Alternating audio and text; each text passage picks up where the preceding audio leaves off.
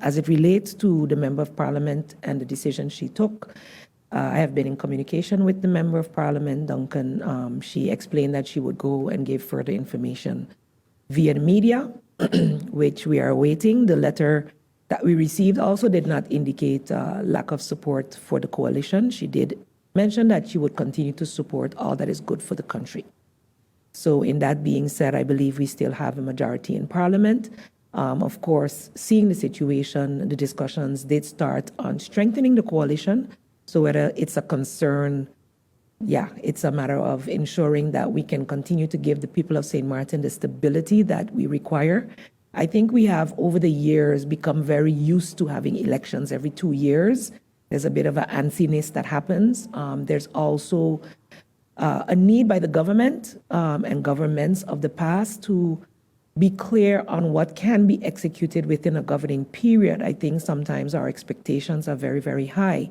And as a government, we remain committed to doing all that is necessary to make the lives and the quality of the lives of our people better. Reality is we are feeling the pinch as a government, and we imagine that, of course, there are many within the community that are feeling the pinch as well.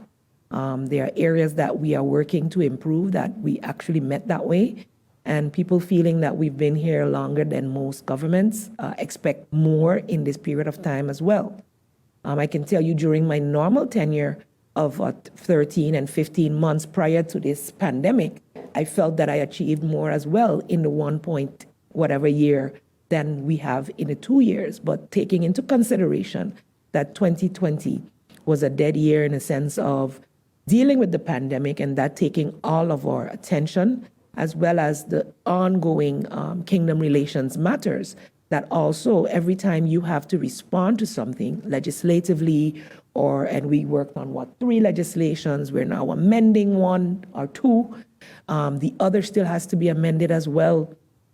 It's a lot of extra tasks on the civil service, and then the regular work gets stagnated. We're also working on the country package, which requires a lot of input, all whilst the civil service experience the cost-cutting measures. So it hasn't been an easy 2 years, I can say, and I can imagine there are persons feeling the pinch. As I mentioned in the previous answer, we are striving to treat each person that comes to government for service as fairly as possible, explaining the rules and regulations. A lot of times the government, in the sense of the ministers, are blamed for things that are just policy, procedure, and law.